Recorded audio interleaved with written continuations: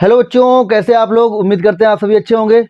बच्चों, आज हम लोग बहुत ही इंपॉर्टेंट टॉपिक पर बात करने वाले हैं, जो कि है समविभव पृष्ठ। ये बोर्ड के लिए बहुत ही इंपॉर्टेंट टॉपिक बनता है और बोर्ड से यहाँ से आपको क्वेश्चन भी देखने को मिलेंगे। तो समविभव पृष्ठ, आइए चलिए क्लास को स्टार्ट करते हैं, समझते हैं कि समविभव पृष्ठ होता क्या है। देखिए, जैसे मान लीजिए हमारे पास यहाँ पर कोई एक बिंदु आवेश रखा है Q, ठीक है। ये हमने एक पृष्ठ लिया इसके चारों ओर, जो कि एक हमारे पास पृष्ठ है ये गोलाकार। अगर हम लोग यहाँ पर इस पॉइंट पर बात करना चाहें, इसको मैंने मान लिया कि ये जो है r दूरी पर है यहाँ पर, ठीक है। इस पॉइंट को मैंने 1 बोल दिया। अगर मैं यहाँ पर बात करूं 1 पॉइंट पर कि इसके कारण इस पृष्ठ पर विभव कितना होगा, तो हम लोग जानते हैं कि किसी बिंदु आवेश के कारण जो बिंदु P है उस पर विभव हम लोग जानते हैं Kp बराबर कितना होता है, Vp बराबर KQ अपान R। ये हम लोग पढ़े हुए हैं। तो अगर आप ध्यान दीजिएगा यहाँ पर, अगर मैं यहाँ पर पॉइंट 1 पर बात करूं तो ये कितना होगा, जाहिर सी बात है KQ अपान R होना चाहिए, है ना। अगर मैं त्रिज्या R मानूं, यहाँ पर अगर मैं इस पॉइंट पर बात करूं तो ये त्रिज्या तो R ही रहने वाली है, क्योंकि ये मैंने सर्किल लिया है। तो पॉइंट 2 पर अगर मैं बात करूं तो वही कितना होगा, KQ अपान R होगा। ऐसे अगर मैं इस पॉइंट पर बात करूं पॉइंट 3 पर, तो वो भी कितना होगा, KQ अपान R होगा। ऐसे पॉइंट 4 पर बात करूंगा तो वो भी कितना होगा, इतना ही होगा, KQ अपान R होगा।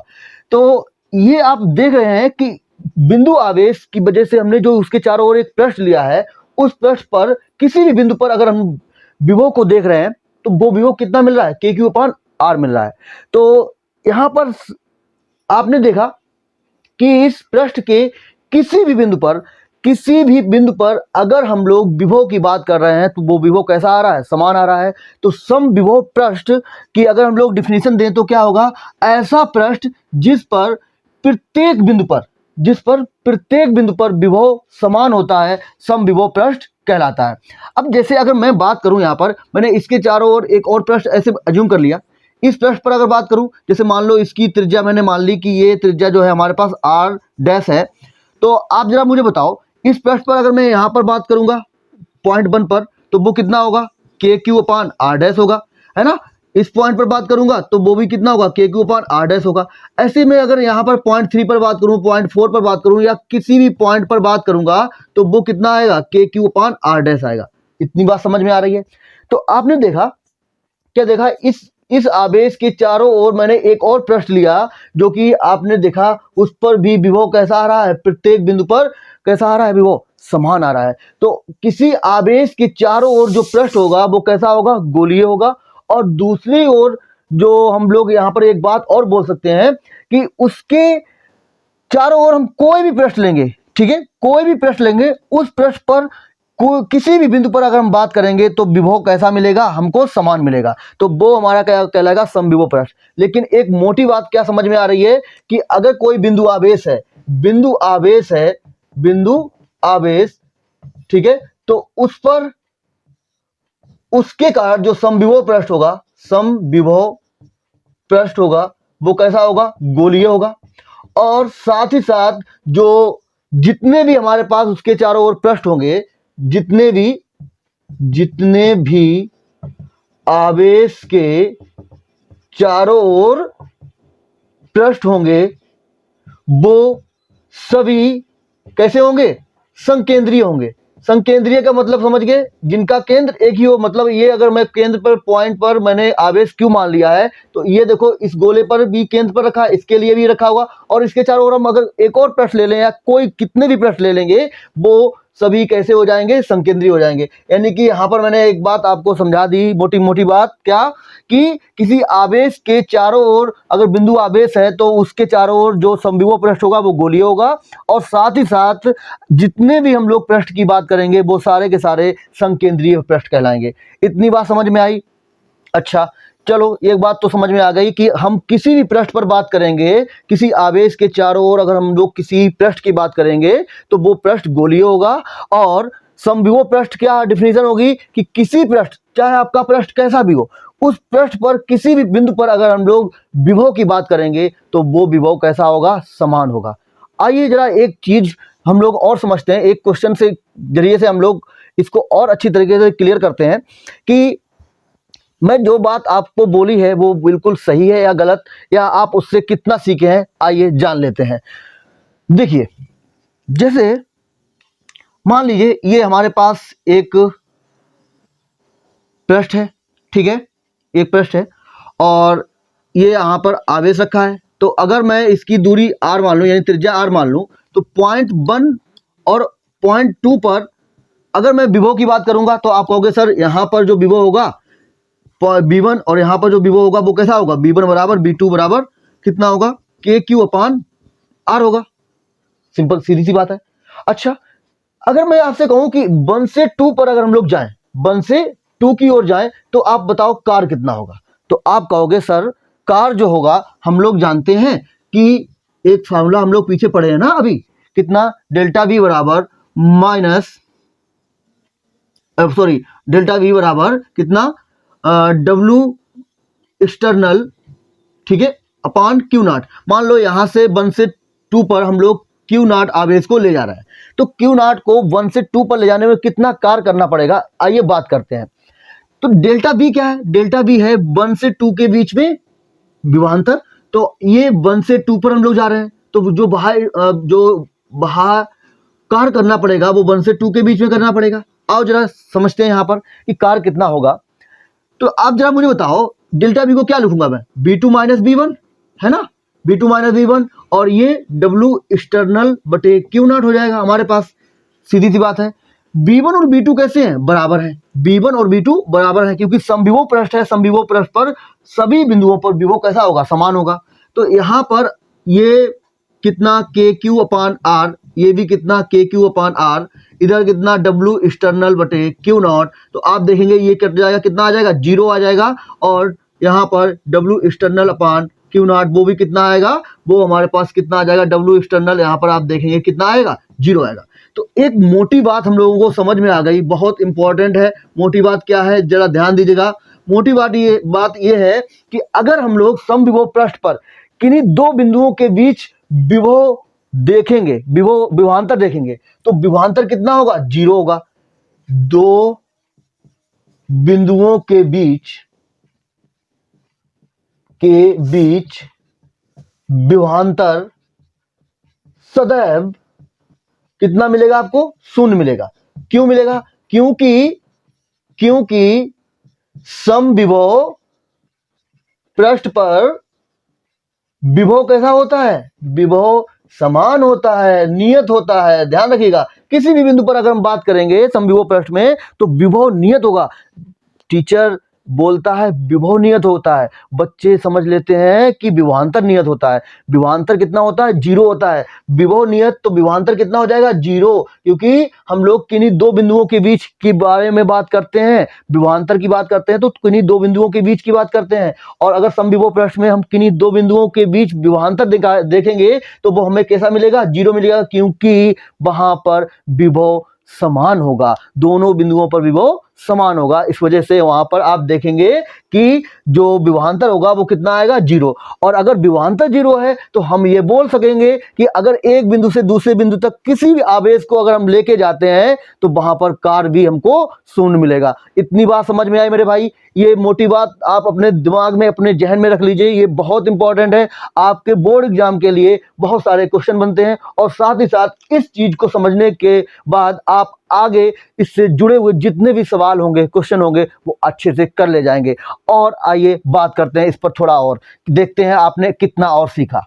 क्या सीखा आपने सीखा कि किसी समविभव पृष्ठ पर किसी एक बिंदु से दूसरे बिंदु तक जाने में कार्य 0 होता है। साथ ही साथ आपने और क्या सीखा, वो विभवांतर वहां पर भी 0 होता है। दूसरी चीज क्या सीखी, दूसरी चीज ये सीखी कि विभव हर एक पृष्ठ पर, समविभव पृष्ठ पर हर एक बिंदु पर कैसा होता है, समान होता है। आइए अब बात करता हूं मैं इस चीज को आपने कितनी गहराई से सीखा है। चलिए एक क्वेश्चन के जरिए आपसे मैं पूछना चाहता हूं, देखते हैं कितने बच्चे इसका सही आंसर देने वाले हैं। जैसे मान लीजिए यहां पर हमारे पास ये एक प्लस क्यू आवेश है और इसके चारों ओर एक ये पृष्ठ है, ठीक है, ये मैंने बोल दिया S1 पृष्ठ है। ये दूसरा हमारे पास दूसरा S2 पृष्ठ है जो कि समविभव पृष्ठ है, यानी S1 व S2 समविभव पृष्ठ है, ठीक है, समविभव पृष्ठ है। ओके, चलिए मैं आपको क्वेश्चन दे रहा हूं, इस पर एक बिंदु मैंने 1 लिया, ये 2 लिया, इस पर मैंने एक बिंदु ये 3 लिया, ये हमने एक 4 लिया, एक केंद्र पर रखा हुआ है, इसकी त्रिज्या मैंने मान ली कि ये r1 है और इस वाले जो गोला है दूसरा वाला यानी S2 पृष्ठ है उसकी त्रिज्या r2 है। तो आपको बताना है 1 से 2 पर जाने पर कार्य, 2 से 3 पर जाने पर कार्य, 3 से 4 पर जाने पर कार्य, और भाई साहब आपको 4 से या 1 से 4 पर जाने पर कार्य बताना है, ये आपको बताना है। चलिए आप देखते हैं कितने बच्चे इसका आंसर सही देने वाले हैं। आओ जरा देखते हैं। तो ये हमारे पास S1 पृष्ठ है, ये S2 पृष्ठ है।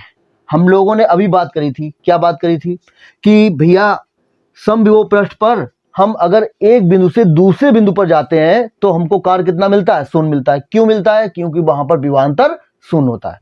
विभवांतर शून्य होता है, विभव शून्य नहीं। विभव का मतलब वहां पर विभव कैसा होगा? बराबर होगा, नियत होगा। ये बात ध्यान रखिएगा, बच्चे कंफ्यूज हो जाते हैं इस चीज में।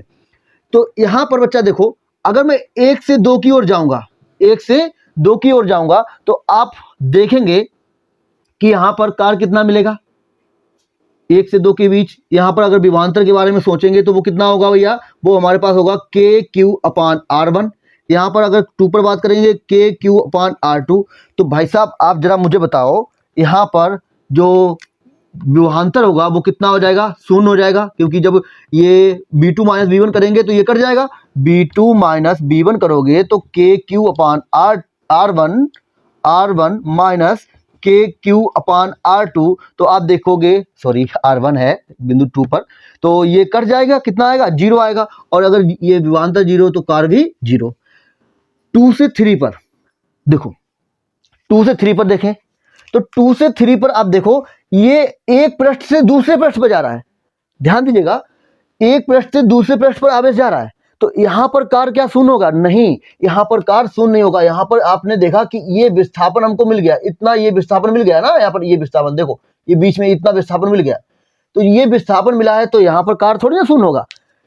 कार्य शून्य कहां होता है? किसी एक समविभव पृष्ठ पर एक बिंदु से दूसरे बिंदु पर जाने पर, चाहे कोई भी बिंदु ले लो, लेकिन एक पृष्ठ से दूसरे पृष्ठ पर जाने पर कार्य शून्य नहीं होगा, क्योंकि हमको वहां पर विस्थापन मिलेगा। आप समझ गए होंगे, यहां पर कार्य जो है आप शून्य नहीं बोल सकते। ठीक है, अब जरा इसको समझ भी लेते हैं। जैसे अगर मैं इस पृष्ठ 2 पर बात करूंगा तो वो कितना आएगा? वो KQ/R1 आएगा। और 3 पर यानी कि इस पॉइंट पर बात करेंगे तो वो कितना आएगा? KQ/R2 आएगा, क्योंकि इसकी त्रिज्या कितनी है? R2 है।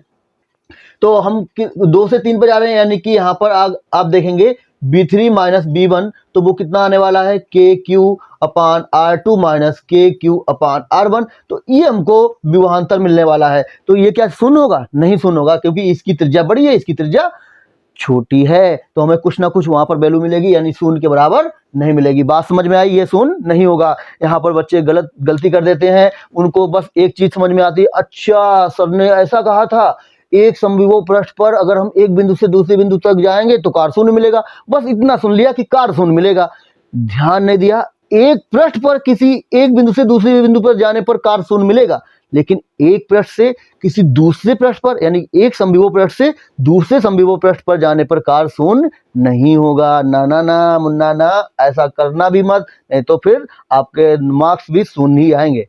समझ रहे? हाँ जी। आते हैं 3 से 4 पर। तो 3 से 4 ये किस पर है? ये S2 पृष्ठ पर है। तो यहाँ पर आप बोलोगे सर जी कार्य 0 होगा। बिल्कुल सही बात है, हमने भी कहा 0 होगा। समझ गए ना? हाँ जी। इसके बाद ऐसे ही अगर मैं बोलूं 1 से 4 पर, तो एक बिंदु से 4 बिंदु पर, यानी 1 से 4 पर कार्य शून्य होगा? नहीं होगा, क्योंकि जो एक बिंदु है वो S1 पृष्ठ पर है और चौथा पॉइंट जो है वो S2 पृष्ठ पर है। तो यहां पर आपने देखा कार्य शून्य नहीं होगा। बात समझ में आई? कैसा लगा आपको? मजा आया ना? चीजें क्लियर हुई ना? अगर अच्छा लगा हो तो फटाफट कमेंट बॉक्स में लिख दो कि मजा आ गया। लिख दो जल्दी फटाफट, मजा आ गया, मजा आ गया, मजा आ गया। ठीक है, ऐसा आ गया, मजा आ गया। तो अब जरा मैं आपसे यहां पर देखो, ये तो हम लोगों ने फार्मूले के जरिए से सीख लिया कि ऐसे हम लोग समझ सकते हैं, लेकिन अगर हम लोग लॉजिक से सीखें, कैसे सीखें? लॉजिक से। ठीक है, लॉजिक से अगर हम लोग सीखें तो कैसे सीख सकते हैं कि सर यहाँ पर कार कैसे और कितना होगा। आओ जैसे समझिए, यहाँ पर मैं थोड़ा इसको रफ कर रहा हूँ और मैं इसको अब आपको अच्छी तरीके से समझा सकता हूँ। देखो कैसे, यहाँ पर देखिए कि हमने एक पृष्ठ लिया, समविभव पृष्ठ, वहां पर कार को समझना है कि कार शून्य कैसे होगा। ठीक है, देखो आप जरा मुझे ये बताओ, ये हमारे पास एक समविभव पृष्ठ मान लिया मैंने, ये क्यू आवेश रखा है। ओके, इस बिंदु पर अगर हम लोग बात करें, इस बिंदु पर, ठीक है, तो ये बिंदु 1 है, ऐसे ही ये बिंदु 2 है। अब 1 से 2 पर आ रहे हैं, इसमें ध्यान दीजिएगा आप। यहाँ पर ये दूरी मैंने मान ली r है, यहाँ पर परीक्षण आवेश कोई Q0 रखा है। अब जरा मुझे बताओ, ये Q और Q0 प्लस के होंगे तो यहाँ पर जो फोर्स लग रहा होगा वो क्या कर रहा होगा, ये वाला जो है उसको इधर रिपेल कर रहा होगा, यानी कि प्रतिकर्षित कर रहा होगा। तो बल की दिशा जो होगी वो इधर होगी। हम लोग कहाँ आ रहे हैं, 1 से 2 पर आना चाहते हैं, तो विस्थापन किधर होगा। विस्थापन अगर मैं इस पॉइंट पर बात करूं तो वो इधर होगा, इधर बात करूंगा तो वो इधर होगा, इधर बात करूंगा तो इधर होगा। यानी आप देख रहे हो विस्थापन की दिशा इस तरफ है, बल की दिशा इस तरफ है। दोनों जो है उनके बीच में कोण कितना, 90, क्योंकि ये वाली जो रेखा होगी विस्थापन की वो कैसी होगी, पृष्ठ पर स्पर्श रेखा होगी, और स्पर्श रेखा और ये जो रेखा है, आप देखो ये अगर हम ध्यान दें तो ये हमारे पास त्रिज्या है, और त्रिज्या को ही तो आगे बढ़ाया गया है, तो ये लंब होती है त्रिज्या, हम लोग जानते हैं स्पर्श रेखा पर, है ना। तो ये कोण कितना हो जाएगा, 90। अगर 90 होगा तो आप जरा मुझे बताओ, कार का हम लोग फार्मूला पढ़े हैं F × S cos थीटा, और यहाँ पर थीटा अगर 90 हो गया, हम लोग लॉजिक से भी यहाँ पर समझ सकते हैं ना, लॉजिक से। तो आप देखिए बेटा, ये 90 हुआ तो कार यहाँ पर F × S cos 90 कितना होता है, 0, तो ये कितना आ जाएगा, अंडा, यानी कि 0 आ जाएगा। बात समझ में आई। तो लॉजिक से भी हम लोग समझ सकते हैं कि यहाँ पर अगर हम लोग किसी एक बिंदु से दूसरे बिंदु पर जाएंगे समविभव पृष्ठ पर, तो वहां पर कार हमको शून्य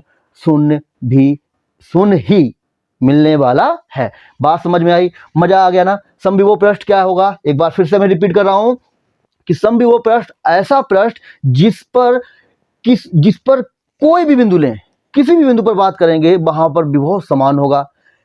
समविभव पृष्ठ के किसी एक बिंदु से दूसरे बिंदु तक कार कितना होगा, शून्य होगा।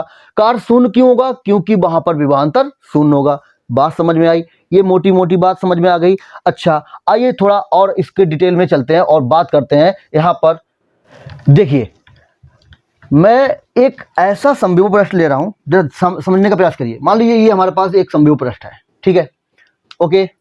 यहां पर मैंने पॉइंट 1 और ये 2 ये मेंशन किए हैं। यहां पर देखिएगा, यहां पर आपको बताना है, ध्यान दीजिए, यहां से यहां पर आप देखोगे कि हमारे पास विभवांतर कितना मिलेगा, शून्य मिलेगा। क्यों, क्योंकि बी जो होगा वो नियत होगा, है ना, बी नियत होगा, ठीक है, समविभव पृष्ठ है ना, चूंकि तो बी नियत हो जाएगा यहां पर आपका। अच्छा, अगर मैं यहां पर आपसे कहूं कि जरा आप मुझे ये बताओ कि भैया यहां पर जो आपने फार्मूला पढ़ा है डेल्टा बी का, ई डी आर, एक फार्मूला आपने पढ़ा है ना, ये संबंध पढ़ा है विभवांतर और वैद्युत क्षेत्र में। तो मैं अगर आपसे पूछूं कि यहां पर वैद्युत क्षेत्र कैसा होगा, किस दिशा में कार्य कर रहा होगा, तो आइए जरा इसको समझते हैं। तो आपने देखा कि 1 से 2 में अगर हम लोग जा रहे हैं, 1 से 2 में, तो इसको मैं B2 - B1 लिख सकता हूं। ये कितना, ई डी आर होगा, ओके। इसको हम लोग बोलेंगे cos थीटा, ये फार्मूला हम लोग पढ़े हैं, है ना, E D R cos theta, यानी कि सॉरी, यहाँ पर अगर हम लोग इसको नेक्स्ट स्टेप में लिखेंगे तो B2 - B1, ये कितना, E D R cos theta, ये हमारे पास फार्मूला निकल के आएगा। अब जरा आप मुझे ये बताओ, 1 से 2 में विभव कैसा है, बराबर है, 1 पर भी बराबर है, 2 पर भी बराबर है, तो विभवांतर कितना हो जाएगा, 0, यानी B2 - B1 0 हो जाएगा। ये E × dr cos थीटा। आप जब देख पा रहे हैं यहां पर लेफ्ट हैंड साइड जो है वो 0 है, तो जाहिर सी बात है अगर लेफ्ट हैंड साइड 0 है तो राइट हैंड साइड को भी 0 होना पड़ेगा। ये बात आप समझ रहे होंगे ना, अगर लेफ्ट हैंड साइड 0 है तो भाई साहब राइट हैंड साइड को भी 0 होना पड़ेगा। अगर राइट हैंड साइड जीरो हम लोग करेंगे तो कैसे कर सकते हैं? देखो, या फिर ये ई जीरो होना चाहिए या थीटा जो है 90 डिग्री होना चाहिए। ई जीरो हम लोग अगर इसकी कल्पना भी नहीं कर सकते, अगर जीरो होगा तो यहाँ पर सब चीजें खराब हो जाएंगी हमारे लिए, है ना। तो यहाँ पर थीटा जो है वो 90 होना चाहिए। अगर थीटा 90 है तो आप जरा मुझे बताओ, हम लोग इधर चल रहे हैं तो इस पृष्ठ के, ये जो हमारे पास पृष्ठ है, संभव पृष्ठ, इस पर हम लोगों को यहाँ पर ये जो ई है, ठीक है, ई जो है वो कैसा होना चाहिए? इसके लंबवत होना चाहिए, तभी तो यहाँ पर आप मुझे बताओ भैया ये कोण 90 हो पाएगा, ये तभी तो 90 हो पाएगा। ये हमारा जो पृष्ठ है इसके लंबवत ही यहाँ पर अगर वैद्युत क्षेत्र की दिशा नहीं होगी तो ये कोण 90 कैसे होगा? इसका मतलब हमें समझ में आ गया। क्या समझ में आ गया? कि जो वैद्युत क्षेत्र होगा वो पृष्ठ के, समविभव पृष्ठ के सदैव लंबवत होता है। एक मोटी बात समझ में आ गई कि समविभव पृष्ठ पर वैद्युत क्षेत्र लंबवत होता है। ओके, या उल्टे शब्दों में हम बोल सकते हैं कि वैद्युत क्षेत्र में जो समविभव पृष्ठ होगा वो लंबवत होगा। बात समझ में आई मेरे भाई? इस चीज को अभी मैं समझाऊंगा आपको कैसे। पहले आप ये समझिए कि कोई हमारे पास समविभव पृष्ठ है, उस पर अगर मैं वैद्युत क्षेत्र की बात करूंगा तो वो कैसा होगा? पृष्ठ के सदैव लंबवत होगा। इसका मतलब ये है, हम लोग जानते हैं कि वैद्युत क्षेत्र की दिशा वैद्युत बल रेखाओं के द्वारा प्रदर्शित की जाती है। मतलब किसी समविभव पृष्ठ पर जो वैद्युत बल रेखाएं होंगी वो पृष्ठ के लंबवत निकलती होंगी। तो एक पॉइंट और क्लियर हुआ कि समविभव पृष्ठ के लंबवत वैद्युत बल रेखाएं निकलती हैं।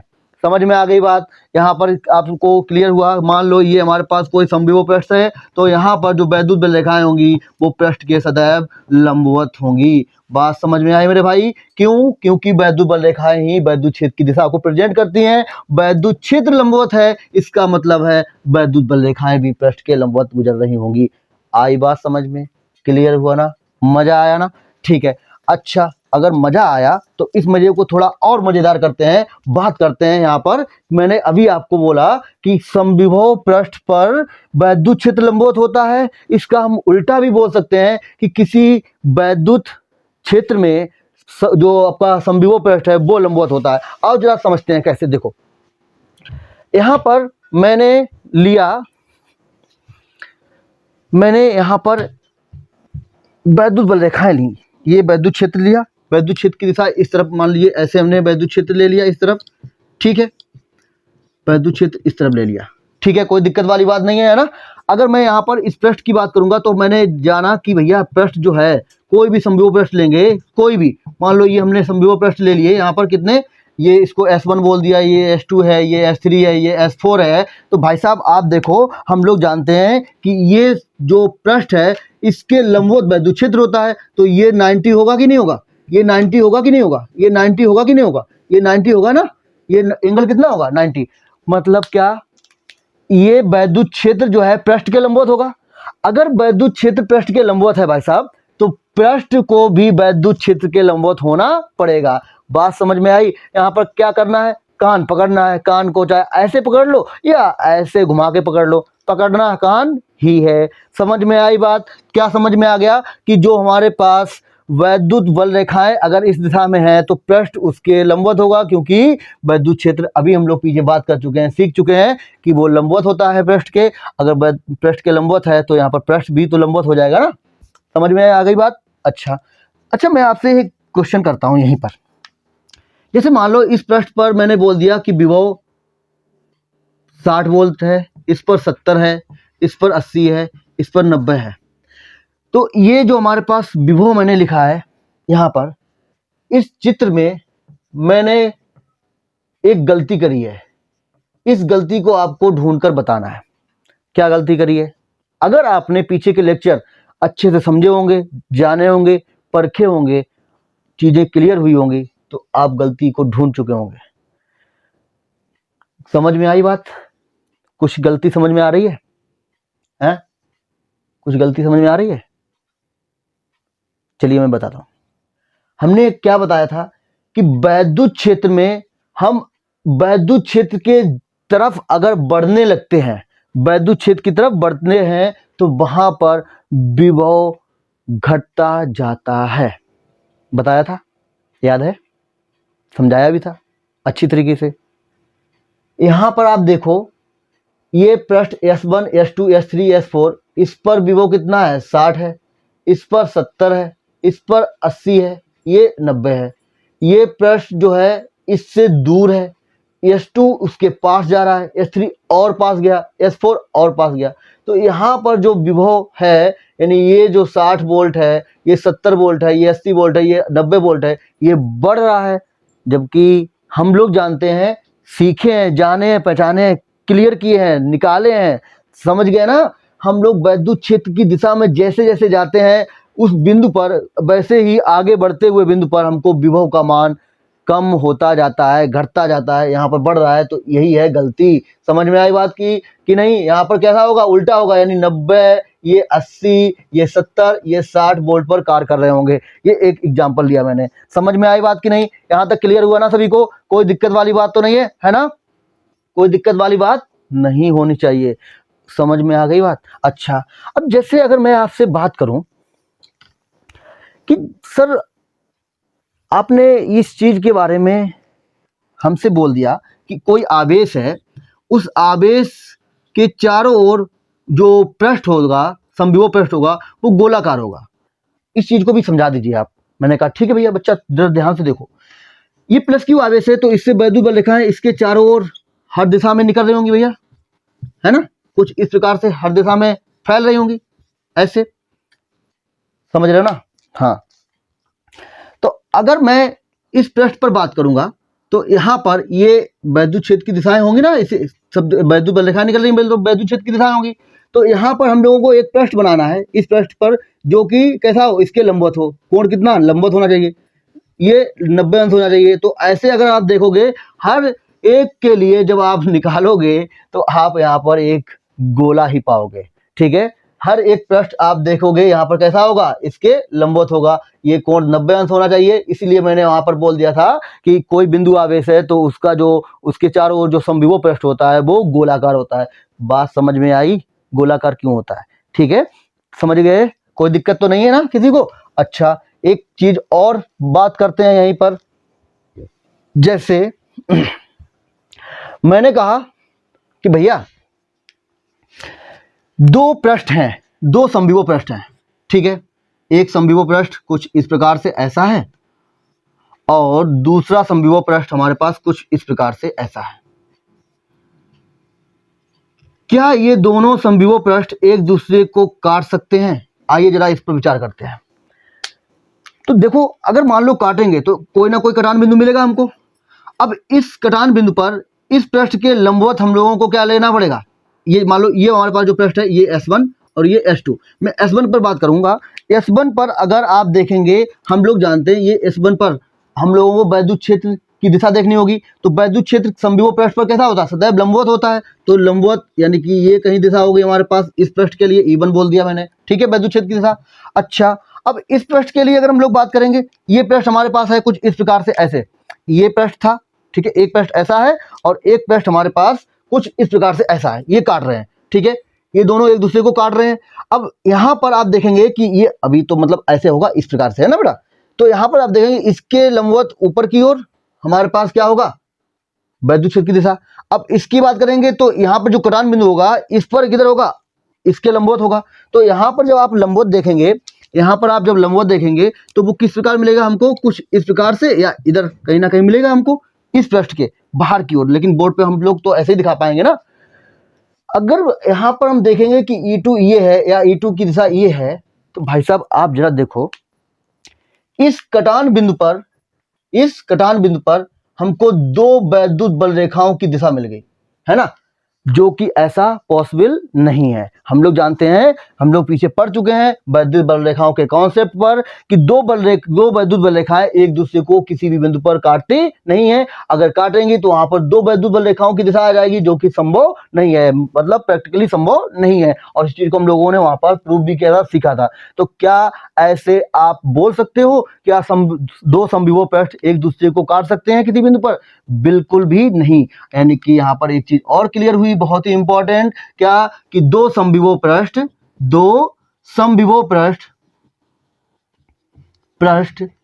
कभी भी एक दूसरे को काटते नहीं है।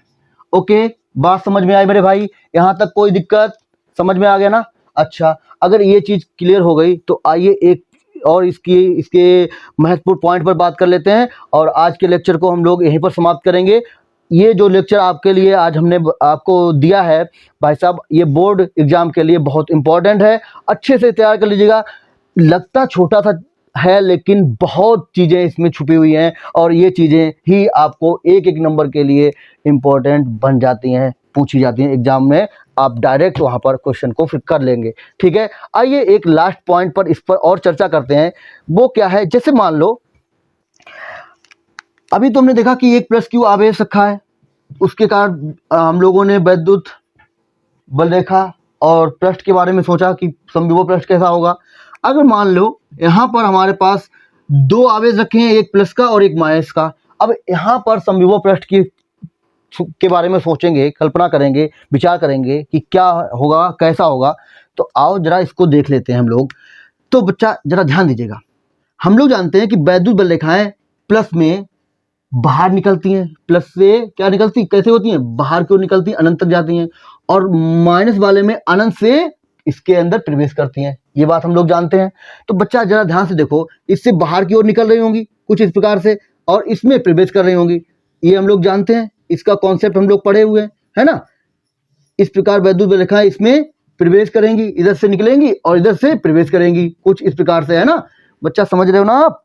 बिल्कुल, ऐसे बाहर की ओर निकल रही होंगी, ऐसे बाहर की ओर निकल रही होंगी, ठीक है, ऐसे बाहर, सॉरी, ये अंदर की ओर प्रवेश कर रही होंगी, इधर इसमें अंदर की ओर प्रवेश कर रही होंगी, इधर बाहर की ओर निकल रही होंगी। बात समझ आए मेरे भाई? बात समझ रहे हो ना? अच्छा, अब यहाँ पर हमको देखना है कि यहाँ पर समविभव पृष्ठ कैसा होगा। तो हम लोग जानते हैं कि पृष्ठ जो है वो वैद्युत क्षेत्र के लंबवत होता है। तो यहाँ पर ये वाली वैद्युत रेखा के लंबवत ये वाला पृष्ठ हो जाएगा।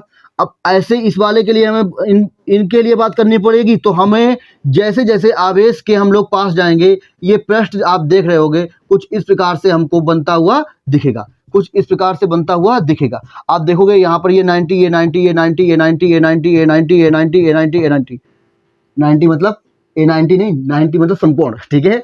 ये 90, ये 90, ये 90, ये 90, ये 90, ये 90, ये 90, ये 90, मतलब आप देखोगे यहाँ पर सभी कोण आपको 90 होने पड़ेंगे। और जैसे जैसे आप पास होते जाओगे तो ये पृष्ठ आप देखोगे कैसा होता जाएगा, गोलीय होता जाएगा। कैसा होता जाएगा? गोलीय होता जाएगा। कैसा होता जाएगा? गोलाकार होता जाएगा। इसका मतलब ये है कि आपके पास आवेश चाहे प्लस का हो या माइनस का हो, एक सिंगल हो या पास में रखे हो, उनके पास जो समविभव पृष्ठ बन रहा होगा वो कैसा होगा? गोलीय होगा। बात समझ में आई मेरे भाई? यहाँ तक क्लियर हुआ ना? तो ये था बेटा आज का लेक्चर। हमें उम्मीद है कि आज के लेक्चर में आपने बहुत कुछ सीखा होगा, बहुत कुछ आज यहाँ से प्राप्त करके गए होंगे आप लोग। और अगर क्लास अच्छी लगी हो, मज़ा आ गया हो आप लोगों को, तो अपने फ्रेंडों के साथ शेयर करिए और उनको जो बोलिए कि सर से एक बार पढ़ के तो देखिए, मज़ा आने वाला है। और अगर अच्छा लगे तो इस परिवार का आप लोग भी हिस्सा बन सकते हैं।